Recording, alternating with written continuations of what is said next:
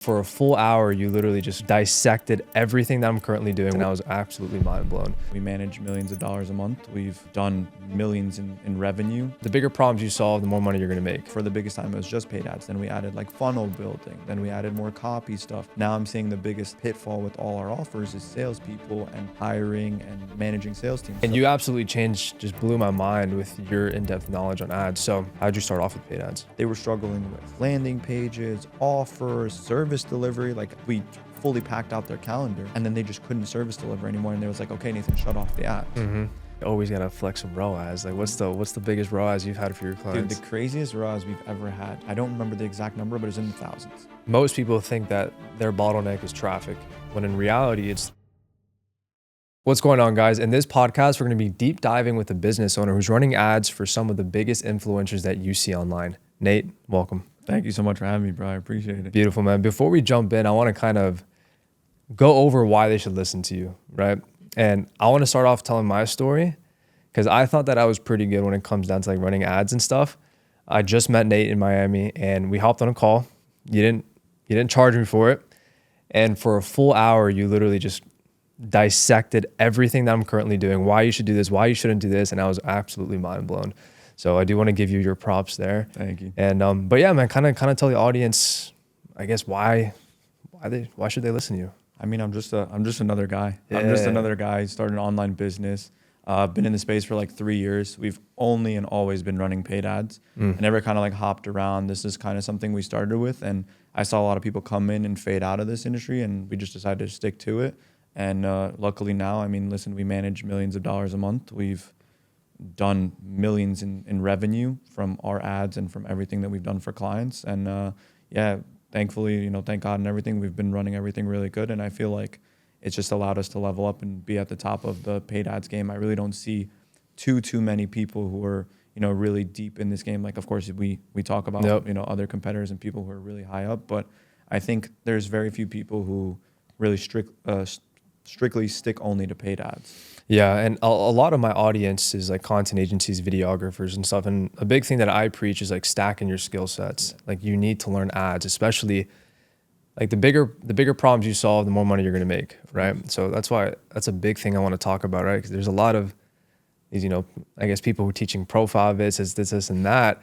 And again, you absolutely just blew my mind with your in-depth knowledge on ads. So you're in this space. How would you stack up an offer? Like how would you stack paid ads onto something right now? Yeah, so I think it's really, really important to constantly provide more value and like continuously build more things into your offer, which in my words makes you more irresistible to a client or for the client harder to leave you. So like even now currently, like I think we're one of the top firms or agencies that runs paid. I'm even now thinking about implementing more sales team management, placement, because I'm seeing that that's another pitfall that my clients are having. And when you see like your clients or people you're working with, I don't want to say a pitfall, but something that they're lacking in, if you can make that up. So for the biggest time, it was just paid ads. Then we added like funnel building. Then we added more copy stuff. Now I'm seeing the biggest like pitfall with all our offers is salespeople and hiring and managing sales teams. So constantly adding what you believe your ideal client or your client is lacking in kind of makes you more irresistible and it just makes them want to work with you more. Yeah. So in terms of like for content agencies, right, I think a lot of the pivot now from what we're seeing is a lot of them are starting to run paid ads because they're realizing like, hey, I can bring my clients such a result with organic content, but it's only can take it this far. And if they really want to scale quickly, which, I mean, this too, like a lot of the people you're working with too, they have big capitals, they have big ambitions and dreams and they want to do big things. And the fastest rate of return for them would be going into paid 100%. And effectively running it, whilst organic, I believe very heavily in organic, it's a lot like slower of a burn. Yeah, 100. Like we all know organic's needed, but at the end of the day, when someone pays you $5,000, $10,000, $15,000 up front, you want to get them a quick win, right? What quick win are you really going to get them with just organic? So that's when the paid ads can be such a value add onto that. So I guess how did you? So right now you started off in paid ads, right? And then now you're moving up the ladder, just offering more things. How did you start off with paid ads? The original like offer was completely outside of the space that we're in right now. My first job out of college, or in college technically, was working in a real estate office. And I just remember every single day coming into the office and cold calling like sheets of leads. And after 2.5 months, I remember sitting down with the the owner, because he was very involved in it. And I was like, dude, there has to be a better way to do this than just cold calling leads on a sheet of paper. Because out of every 100 that I call, I mean, maybe 2 of them actually want to hear about what I have to say. And everyone else is just like either not answering or they're just, like pushing me aside. Like F off. Yeah, exactly. Yeah. So then I dove into the system of like, Facebook ads. How can we do this? YouTube. And I really started with real estate agents and quote unquote local businesses. But once again, I realized that there was a lot of pitfalls that I could not control. So when you think about the paid side, I was generating them leads. I was bringing them the leads through the content, through the paid, but I couldn't bring them the result of closing the deal. And when you work with local businesses, in a lot of cases, they're struggling with a lot more things than just they need more traffic. Because that's all the paid ads is really. You're just bringing them more traffic that they couldn't get somewhere else. They were struggling with landing pages, offers, service delivery. Like I remember so many times when I worked with some local businesses and we fully packed out their calendar and then they just couldn't service deliver anymore. And they was like, okay, Nathan, shut off the ads. That's a big thing, especially when your income is scaled directly with the results you're able to bring their clients. But also like a big thing that I saw in that whole space was CRMs. Nobody really had a system to manage clients. It was like a, mom and pop shop. They're picking up the phone, they're calling, they're hanging up. And then if the lead never comes back, whatever. So they were really looking for quick closes. And sometimes you can't deliver that. So I eventually phased out of that and moved into the info space, into the, I don't like the word biz op, but a lot of people use the word biz op space. Yeah. But into that space because 1, I was able to bring a more direct return, and 2, you can infinitely scale those offers because a lot of it is not so heavy on the service delivery. Let's say someone like a plumber or It's a a lot more realtor. productized. Exactly. Yeah. Exactly. Yeah, which is huge. Going into the local business space, because that's the space we're in as well. At the end of the day, running paid ads for a local business, it's just pressing a button. Like at the end of the day, they just need more traffic. But where the real money's made is like you were saying, if you can implement a CRM, help them out with sales, help them if you can do more for them, you can help them make more money. That's like you said, the offer stack. So you have to offer stack, especially right now, because how many people really just need organic? They need a lot more than that. So right now, if you were an agency, right, they want to start learning ads. Not even that. Let's just say they want to start running ads for themselves, right? They have the fulfillment dialed in. Okay. They're probably like at 50, 100K per month. What would you tell them? I mean, I think when you have more to spend on paid ads, like you said at that 50, 100K mark, it's a lot easier to take risks and, be okay with it. You can spend $200, $300 to see what works and what acquires. I think personally, I guess a question before we get into that. Yeah. When should you start? And then we'll dive into that. Okay. I think once you have a solidified offer and you have a system and you know that you can take on more people and service deliver, there's really no better lever to push than, paid advertising, as long as you can figure it out. So a lot of people go into it with not really a good structured offer. And what I mean like a good structured offer, I mean structuring it to the cold person. Because a lot of people are used to selling to people who either already know them, B, kind of like have some idea about the offer. Imagine hopping on a sales call and not only pitching somebody on yourself and what you do, but actually pitching them on the service that you're delivering also. So not only are you trying to convince them to work with you, with your team, with your system, you're also trying to convince them that this paid advertising is going to work for their business in general. It's a lot harder of a sell. So structuring an offer, especially with local businesses or even the content space, that allows people to know that they're coming in and they have a guarantee, that they know that they're going to get some sort of result, putting all the places offer stacking, saying, listen, we're not going to let a lead fall through the cracks. We're going to help set up email flows. We're going to do all these things. And then making sure that you have all that ready for a business will allow you to run paid a lot more successfully than just like hopping in and, I'll just sell whatever. Like I've worked with a lot of businesses, marketing agencies too, and ran their paid. And like they sell every service under the sun, right? And then it's like a business owner comes in and they're like, well, what do you think I need? Well, they need a lot more than just a website and this, but you could just sell them on the most expensive thing and say, this is going to bring you a return, compared to if you're very niche, if you're very dialed in on what you sell and you know exactly what you sell, it's a lot easier to get a conversion compared to like, hey, somebody comes in, you need a website, you need ads, you need a Google My Business page, rehaul, you need this. And then the business owner or the person you're working with is sitting there like, wow, I don't know anything. I'm really, really bad. I need to fix everything. Compared to if you're like, listen, I can implement this for you. And within a certain amount of time, you'll get a result. And this is what your result's going to look like. They're more likely to pull the trigger working with you compared to somebody who's just telling them, you need to do all of this. No, 100%. I mean, if you had a Ferrari, right? Where are you taking your Ferrari to get fixed? Are you going to someone who specializes in fixing Ferraris, Exactly. or are you going to go to Tire Kingdom? Yeah. I don't know about you, but I'm going to go to Ferrari, right? And at the same time, if you're really trying to make money in this space, you want to work with people who you can actually help. And those people who you can actually help, they typically know what they're looking for, and they want to work with people who specialize in that specific thing instead of someone websites this, and this. Exactly, yeah. You know? And so what it all really comes down to, I guess, the foundation is you need to have a good offer in place. Yeah. That's huge. You need to be known for one specific thing and have it be cold friendly. What does cold friendly mean to you?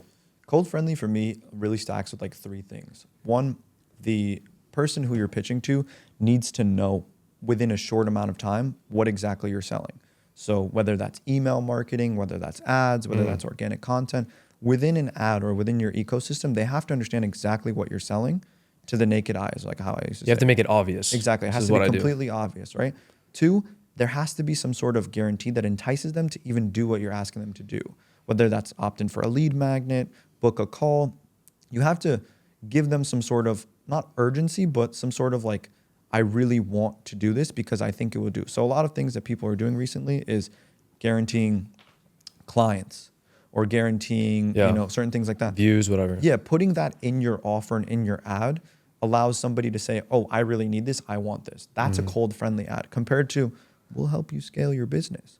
Like that, that's an offer that you see a lot and that never ever works for paid. Compared to, I always use the example, and I think I sent this doc to you before and you've looked at it too.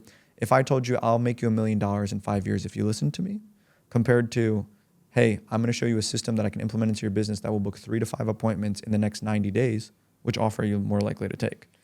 Yeah. 100%. One of them feels like I'm pushing you away, just like, oh, I'll make you, just give me your money, compared to the other one is like, look, very I have specific. a dialed system. This is how it works.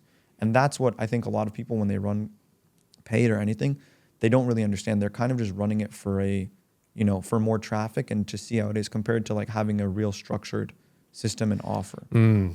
So most people think that their bottleneck is traffic, when in reality, it's just they don't have an offer that's very dialed in, that's cold friendly, that has your guarantee, that's super specific. I feel like very few people are actually lacking from a lack of traffic.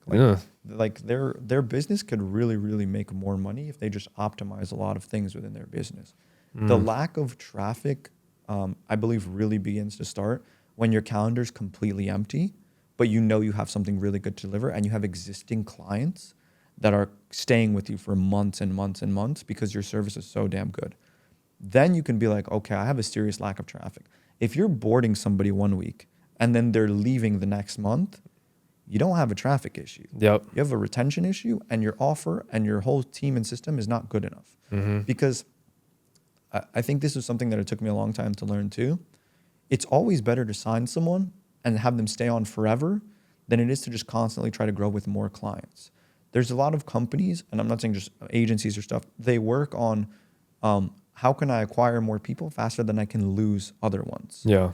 And I think that's a very flawed business model. Yeah. Because I would rather take my time and acquire a customer.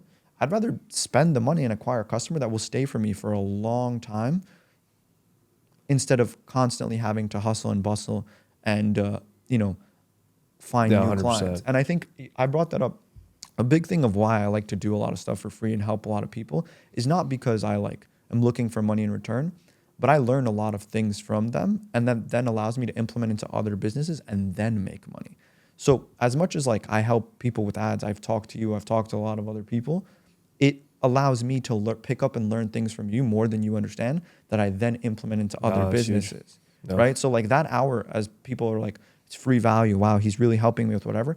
I'm learning little things about you that I then, if I ever run into a situation where I need that, I implement it straight into them. And also, part of the sales cycle is I'm okay with giving out as much value as I can because I know that people will eventually come back to me because I never asked for anything in return. And I literally had the same exact example happen last week We just closed somebody who I spoke to a year ago. They decided to work with another company. It didn't work out. After a year, they realized they were getting screwed over and it was not working out. Yeah. And then they came back to me and they're like, Nathan, you know, like you did all this. It didn't work out at the time, but now it works. And that's a deal that's paying 5 figures a month for us now. But I had I don't want to say the foresight. I played the long game enough to understand, like, listen, I give out enough value that eventually it'll come back to me. 100%. Eventually that money will come back. Eventually the offer, and it doesn't have to be right now. Like for a lot of people, I try to give out as much value as I can because I know they'll either refer business or it'll come back to me somehow. Yeah. And that's why I think it's so powerful, even with your ads, to do lead magnets, to do stuff like that and give out value, because even if somebody's not buying from you right now, that doesn't mean they're not going to be a buyer in 3 to 6 months. And that doesn't mean that whatever you gave them didn't impact them. And I promise you, if whatever you actually gave them impacted them, they're going to come back and be the best customer ever. I've had people follow me for like a year and a half. Exactly. Like, dude, I've been following you for a year. You give out so much value. And like now I decided to move forward. Yeah. So it's give and you shall receive. Of course. Right. Always. It's like as ordinary as that is, but it's true. You know, how many people are actually following that? Okay, great. So we went over the offers. I call it the sauna test. Let's just say we were in a sauna right now. You're my ideal client. Mm-hmm. And you ask me, what do I do? Mm-hmm. I need a quick sentence. This is exactly what I do. You need to have that dialed in. Mm-hmm. You don't have that dialed in and your service delivery is not good. Yeah. Maybe you shouldn't be running ads. Okay. Yeah. So let's go on to the next thing. We have the offer thing. You need to have a dialed in offer. ICP.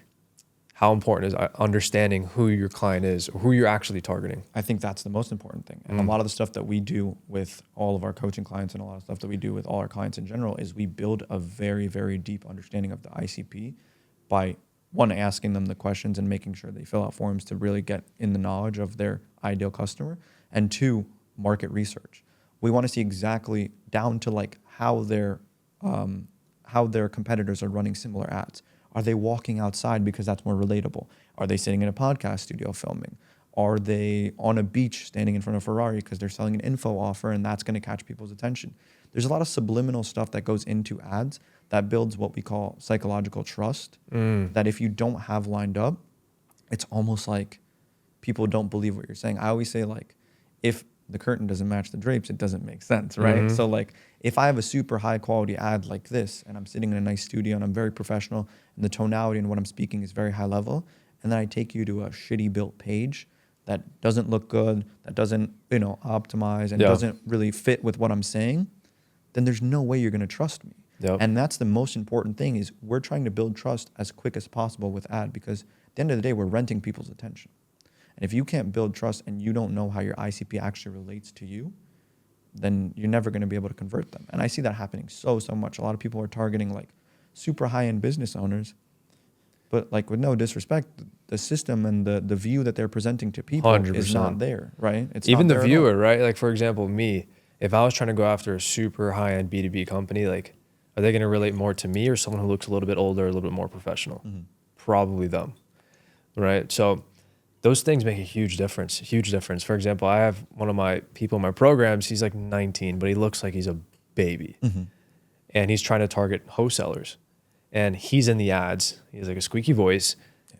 And he's attracting super young wholesalers who just aren't qualified. Mm-hmm.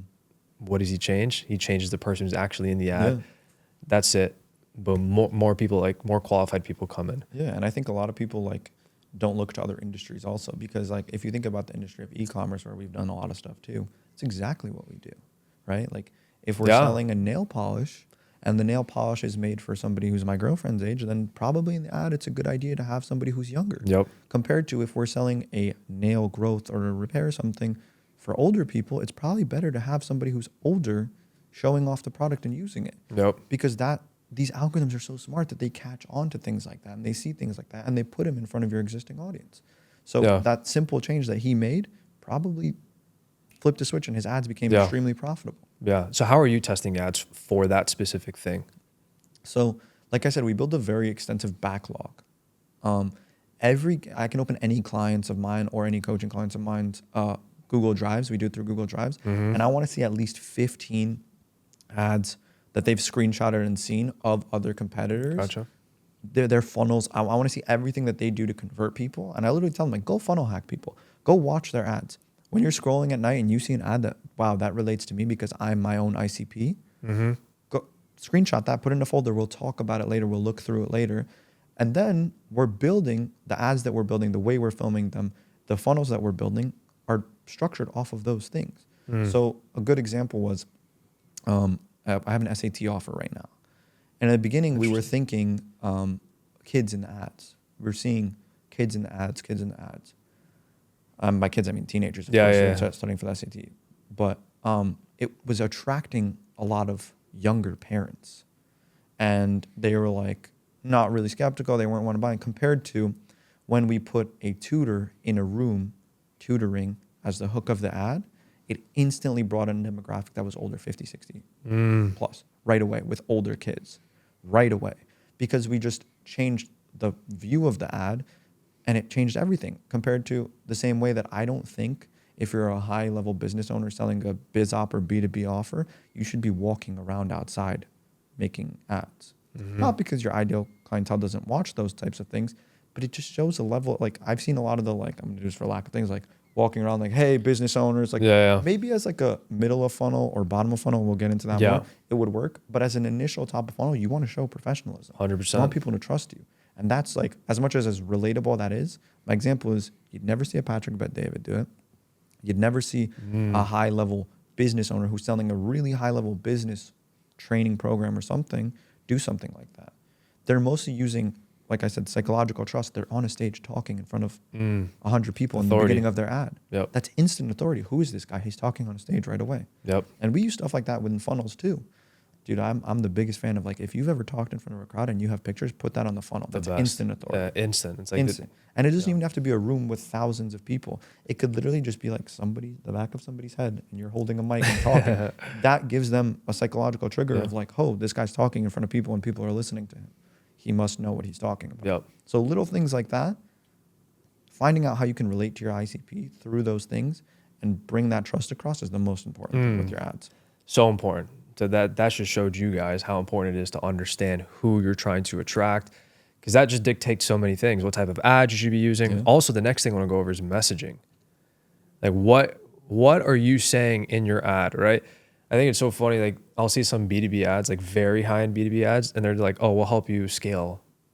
Like they're talking to someone like they're talking to like a biz op. I'm like, that's not what you say. Like for example, in the local business space, you don't say, "We're going to help you scale to like X amount." You say, "We'll help you get like 20 more estimates." You know, it's the same thing, but it's just the way that you're saying it. The word estimates. That's something that only your ideal client will understand. Exactly. Compared to, we'll get you 20 new appointments. When you say estimates, you know, I know this, but the business owner also knows this. You could be talking to a home remodeling business. That's a word that only correlates to those people. That's how you're going to get in front of your ideal audience. Compared to if you say, I'm going to lower your CAC and help your, churn rate go down, you're talking to a coach, course seller, info product business. So the messaging, what you just said, I couldn't have said it better myself, is extremely important to get in front of that audience again. Yeah, because so it's like everything, right? Let's just say I'm targeting a home improvement company. I'm saying estimates. I'm in front of a house and I'm wearing like one of those helmets that like they wear. They're construction workers. Do you think that they're going to be attracted to that? 100%. Are other business owners? No, because I'm not trying to attract those people. So I think those are the big three, right? You have a good offer, you have a good ICP, good messaging, and then you do your research on ads. Do your research on ads, and you can have something. For sure. So I guess let's get into some specific funnels. For sure. I guess we can get into either the agency game or the info space, because then I have two different demographics. I know you primarily work with info. I guess right now from you, what do you see as the best funnel that's currently working for the offers that you're working for? So I think it's saying there's a best funnel is very difficult, because different offers that relate to different people have different funnels, right? When you're targeting a younger demographic or people who are trying to get into the, make money online space, stuff like that, we like to, have them book a call and be on the sales team as quick as possible, because the sales team can nurture them and really talk to them and teach them more about the stuff. As long as they show interest and intent, it's very easy to do that. Compared to when you're talking about a biz op offer, we talk about lead magnets. They're very important. Trust building, stuff like that. Compared to if you're targeting an even older demographic, like I've worked with crypto offers that aren't targeted towards 19, 20, 23-year-olds. They're targeted towards like 40-year-olds, 50-year-olds. And they're like, listen, we're going to help you build a bulletproof crypto portfolio that will, 10x in the next 10 years because we know how to build a system. That is more like you need both. You need opt-ins and a good sales team communicating with them. So there's no really one size fits all for funnels. But I think in most cases, if you're in the agency or info space, you want to start building a funnel and training your pixel on qualified leads as soon as possible, whatever that is to you, whether that's opt-ins, because I think there's a place for DM ads. I think there's a place for other ads. But in terms of building for the long game and trying to make the most money that you possibly can and have the best return on your money, the sooner you get your pixel trained on better data, who your ideal client is and stuff like that, the more money you'll end up making in the long run. Yeah. So I think this is great because I think you really informed me on this. Because a lot of people here are running profile visit ads and DM ads. Yeah. Let's talk about, I guess, the cons of running those type of funnels. So there's pros and cons to running those things. I think the profile visit space and then the Instagram DM space, at least for the info and biz ops space, has become extremely saturated. Everyone is doing it, and it seems like, I'm pretty sure you've seen ads. You've probably tested ads yourself where it's like, if this is something that interests you, I want you to check out my profile and watch through my content, and then like they'd have a setter on it, or they'd have a DM sequence on it. So that worked really well when it wasn't as mainstream for everyone. Now, it's not that it's super mainstream. These platforms are built to optimize what you're telling them to optimize for. So I tell all my clients, ad managers, and all my clients' pixels to optimize for conversions, to optimize for things that we really want to happen, compared to, hey, let's optimize for people to visit our profile. Like I've had profile visits as cheap as like 6-7 cents. Was the quality of lead any good of the people who came through? No. Was the end goal a lot harder to get a conversion? Yes. Especially now because the space has become so saturated, and everyone's just adding their new touch to it. Like the other day, I was seeing like run profile visit ads that show you have reverse authority. I mean, at the end of the day, like whatever you're putting into all these funnels and things, like in these ad creatives, you're still running them to profile visits, and then you need to have a sales team, and then you need to have them follow you or DM you. And then it just creates a very, very long sales cycle compared to, maybe you'll book a call for $70, $80. But if I optimized it correctly and I built that pixel correctly and I made sure that the only people booking calls are really qualified people, and I really spent the time to really build that out, I'm only going to be talking to super qualified people. For me, the thing that I hate is if I had 100 DMs right now and I had to close 5 deals from them, and I had to sort through all those 100 DMs and look through that ments to find 5 sales, that's super, super bad in my opinion. And it's not scalable.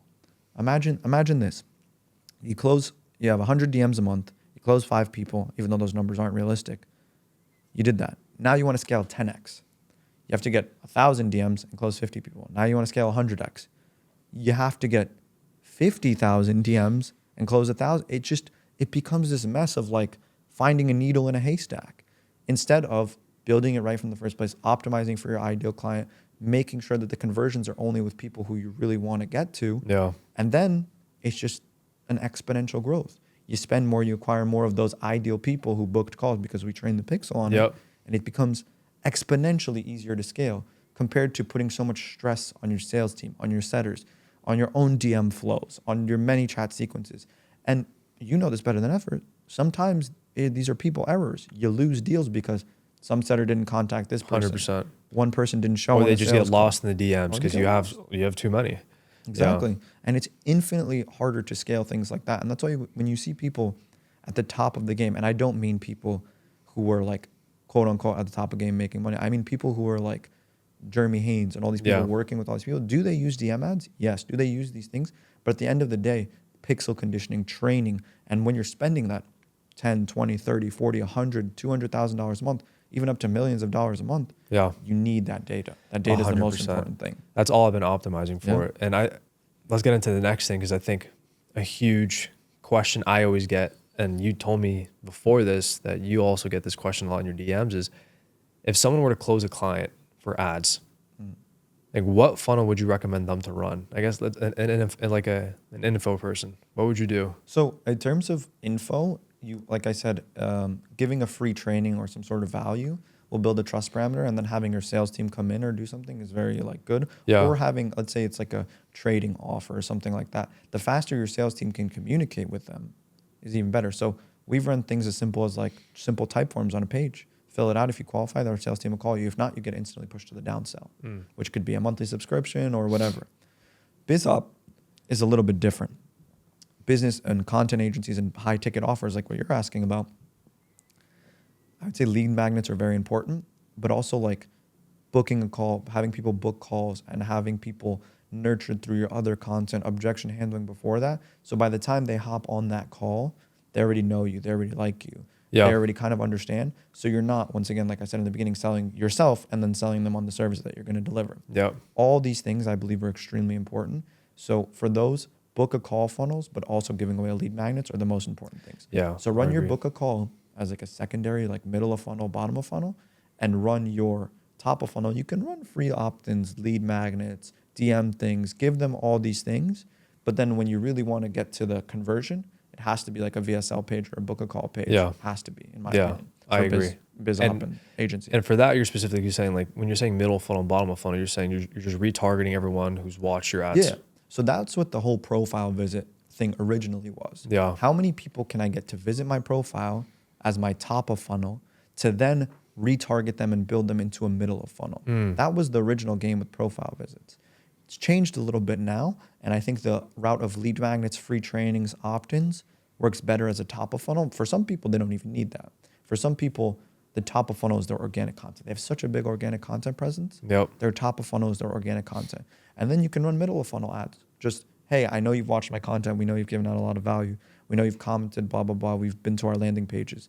I really want to ask you like to book a call because I really think we could help you. You seem like somebody who could work. That's a good ad that then goes into the middle of funnel. Then you get them on a sales call. Then you try to communicate to them your value. Yeah, huge, dude. That's so huge. Yeah. And a big thing that was really game changer for me was understanding my KPIs, right? Making decisions based off of data, which I know you're huge on as well.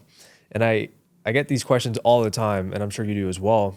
If I was running a lead magnet funnel or a book a call funnel, what are main KPIs that you see right now in the industry, or like pretty average, that you should be aiming for? Yeah. So if you're operating, let's say you have no organic presence at all, okay, and you're getting opt-ins or you're getting people to follow with your lead magnets for under $10, you're golden. Under $10. You're amazing. For someone to no phone number, email. Yeah, no organic presence. Okay. I'm saying with no organic. That means you are like top level goated. You have a good offer. You have good ads. Everyone's coming in. They're interested. If you have an organic presence, realistically, we want to be under like $6, $7 for opt-ins. Okay. Because we're building lookalikes. We're building your, maybe we're retargeting a little bit of your audience. And then booked calls, it's very, very difficult to say like an average number or a range of book calls, because I have clients who book calls right now for $25, $30. And then I have clients who pay $500, $600 to book a call. Depending on the offer, of course. Depending on the offer and depending on how deeply we qualify. That's the main thing. I don't like booking a calendar call with sales teams or my clients if they really don't qualify. I guess so. What's the percentage rate from opt-in to book call that you would typically aim for? Once again, it's very, very hard to say because of the niche that you're operating in and stuff. But like opt-in pages are anywhere between 8 and 20%. 8 and 20%. That's a healthy opt-in rate. Okay. 8 on the lower end if it's like a very niche offer, 20 on the higher end if you have a big organic presence. And then from there, if you're looking at like a 5% rate or a 10% rate of people who convert to calls, that's amazing. Yeah. That's amazing. Gotcha. And that means with follow-up, with the restructuring ads, with all these things, like overall, you're at a 5-10% rate, not just like from one way. But once again, it all also depends how deeply you qualify. I'm not hopping on calls with business owners who are doing less than 30 grand a month. Yeah. Because personally, I don't think we can help you scale.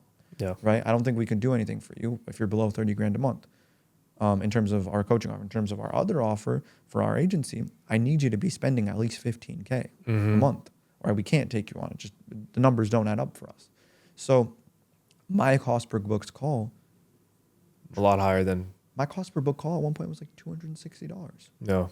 And like, which still isn't bad. Like it's not bad at all. Yeah. But like for a lot of people, they'd be shaking in their boots. They'd be like, holy shit. Like, And mind you, we were selling a 3K offer at that time, $260 a book a call. Let's say you close 1 out of every 3. That's still an insane ROAS. But a lot of people, when they start running paid and they start seeing those numbers, they get scared.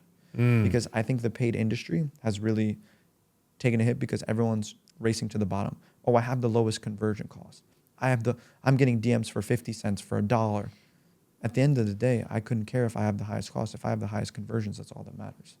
If I'm putting the most money in my clients' pockets, it doesn't really matter. Well, to that's me. like the main KPI. Yeah, that's the only thing we're tracking. So like I've seen a lot of people where like, look, I'm getting DMs for $1.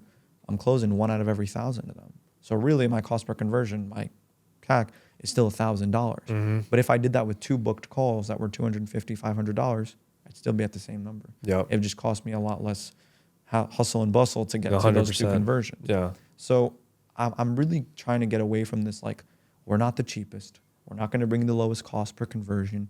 We're going to bring you the biggest results. And that's what I think a lot of agencies need to like portray to their clients, because there are a lot of clients who window shop.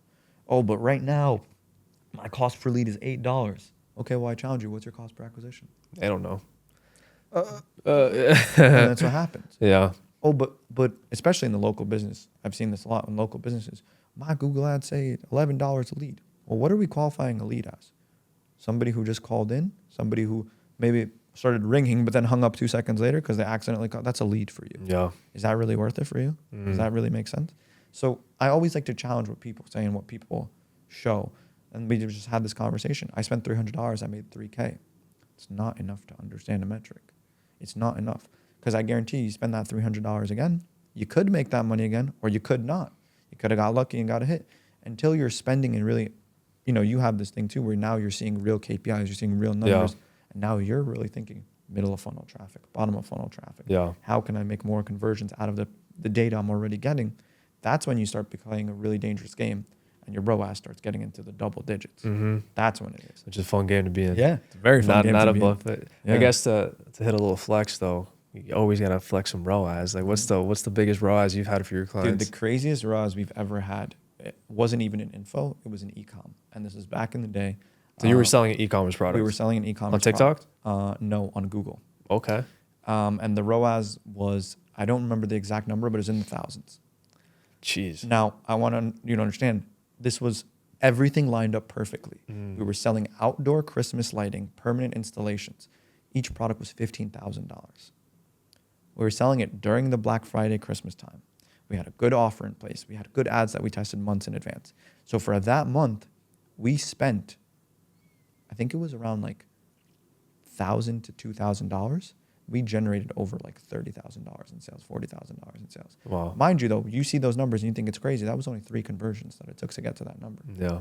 Right? So I wouldn't deem that as like my best case study ever because it's not consistent or reliable. I'd much rather show you like, hey, we had this client that we've, let's say quote unquote spent $500K in the last 6 months and they've made 3.2 million. The ROAS is not that big, but the consistency of flow and growth is much more compared to like, I'll be the first one to admit that crazy ROAS, right time, right place, right offer, right product. Everything fell in right. Everything needs to be dialed in. Exactly. 100%. Everything fell in right, but month after that, it wasn't that. And trust me, in the summer, that product really struggled. Really, really struggled. Yeah. So there's a lot of things that come into play. So that's why I'm saying consistency for me is more of a metric of somebody's success than just a big number. Yeah. That's a big thing I want to talk about before we wrap up here is a big mistake that I see a lot of people when running paid ads is like the lack of correlation like inside of the funnel, right? Yeah. They have an ad that says this is this quality, and then because everyone is going to click on your IG profile. Exactly. And it's something completely different messaging, completely different whatever it is. And they click on the landing page or the funnel and everything is a mess. And at the end of the day, a confused mind never will make a decision. Exactly. So that is so important, right? So, I like to use the word congruency. Congruency. That's the word I was trying to say. Yeah. I was trying to find that word. I've been using that word a lot because a lot of my clients and a lot of people we've been working with have been asking about that a lot. Congruency, I believe, is the most important thing. Everything. So the example I've been giving a lot is Iman is running a lot of ads right now. Everyone's seeing Iman's ads. It's big in the info space. Imagine Iman running ads with his quality, with his level of editing, with his level of, up and the brand that you have. Imagine he ran it to a page that I'm not going to, not downplaying like Ravia Buvala, but his pages are not up to the character 100%. That Iman has built. I'm not saying one doesn't make more money than the other. They both make a lot of money, and this audience relates to this page, and this audience relates to this page in terms of funnel. But imagine that happened. The drop-off would be crazy just because the congruency is not there. What his actions and his image doesn't align with what he sells on a page. That's why if you're portraying a luxury service or a luxury product, for example, this studio that we're filming in, and then we went to a simple white page that had a type form on it, everyone would be like, whoa, this is not what's going on here? It feels weird. Yeah, and it's the same thing with email copy. I see a lot of people, and I have my clients, and I'm not happy about this because we talked about this recently in this coming month, where they're writing emails just like pressure, like show up to the call, stuff like that, instead of just constantly trying to provide value. So like a big thing that I like to do with now a lot of the email copy and stuff that we're writing is telling stories. Before the call, you're saying? Before the calls. So like a good example is like, tell a story about your offer or something that you've sold to somebody or did something. So it's not just like a show up to the call. It's more of like a, hey, like this is one of our clients that we sold and this is a story. He was so on the edge. And then all of a sudden he came in, and it doesn't feel as like pitchy and hard compared to something else where it's just like, if you don't show up to the call, we're going to cancel the call. Dude, if you don't answer yes to this call, I'm going to cancel your call. Which is, I think, where we all started, because I used to send those exact same emails, bro. Dude, yeah, of course. Yeah. I have people, I literally used to send emails that are like, if you don't manually reply to this email with yes, we're canceling the call. And it's funny because people would manually reply to it, but now I'm thinking back and I'm like, I would hate to do that. Yeah, that's not a nurture sequence. If I was a real business owner and I got an email like that, I'd be like, yeah, fuck off. Bro, imagine if Mark Cuban saw that. Exactly. He'd be like, bro. Yeah. Bro, my time is more valuable than yours on this call, and you're telling me reply yes or I won't show up. Like, you know what I mean? 100%. And it's also like the fake like authority. It doesn't build real authority. It just builds our calendar's super busy. Okay. Come on, bro. Okay, man. And people don't value your time then. People are like, well, this is just a elevator pitch. Everyone's heard the elevator pitch. Everyone's been pressure sold before. Everyone's already seen all this stuff. They want the new stuff on the block. They want real stories. They want real nurture. Stories is huge. Exactly. Yeah. I forgot to ask you this, and I think it's huge because I have a lot of AI people following me as well. How are you utilizing AI inside of your business right now? Dude, I love AI right now. Dude, it's like top. I think right now we're in an era where we're entering a lot of new AI softwares, and the use cases of AI have become better than ever. So like a good example, I don't know if you know Poppy AI. Yep. Dude, I love that software. What do you use it for? This is a free ad for them, by the way. I'm going to make this ad right now. This is completely free. It's honestly an insane software. The ability to put in different copies, put in different things, have it spit something out and play with that, more powerful than ChatGPT, is insane. It's crazy. The way we've been using it, creatives. Plugging in creatives that our competitors are using. Hey, give me something that works with this. Analyze it. Analyzing, writing copy. Because copy is honestly one of the most annoying things to write in terms of ads, because it's very hard to relate to a customer compared to if you have a bunch of, data, it makes it so much easier. And even stuff like that, like Bilal, who's behind the camera right now, we spoke about stuff like this. I've implemented stuff like we train a GPT on the FAQs, on all the call recordings of all our previous calls, of all these things, so that if our sales team ever has an issue, it's not let's blow up Nathan's phone. It's let's go ask the GPT. A client said this. What's a good response for this? Yeah. Building that for each and every client makes my life easier and makes the people who work for me a lot easier and makes their level increase, because now they don't have to, oh God, I don't know how to respond to this. Boom. Tab the GPT. Nathan's offered GPT. Client said this. What do we respond with? Yep.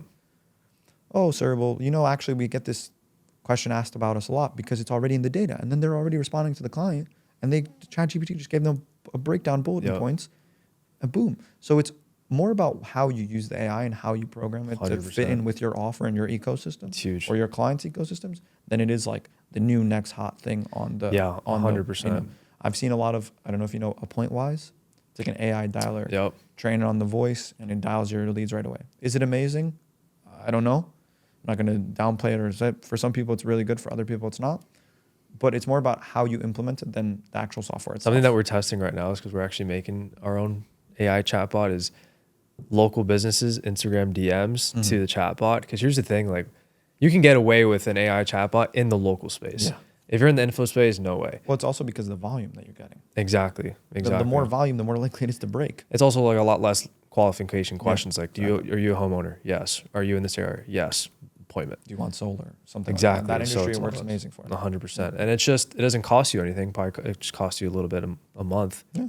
And think about the results it gets for your clients. Exactly. And that goes back to the thing that you were saying. If you can take on more tasks for the business owner that you're helping, one, you're going to get them better results, which in return, they're going to make more money, but you're also going to make more money. You get to charge more, you get to make more money, whether it's a revenue share deal, whatever it is. And little implementations can make a big difference. 100%. Huge difference. 100%. Huge. Well, Nate, man, I really appreciate your time. Let's all hold Nate accountable, so make sure to follow him. He just bought his FX30. So let's see if he actually more content is going to be coming. Let's see if he actually uses it. So Nate, what's your IG and your YouTube? It's just Nathan Vaisberg. So just my full name. You'll probably just link it. Yeah, I'll link it here. Well, anyways, that's pretty much it, guys. Peace.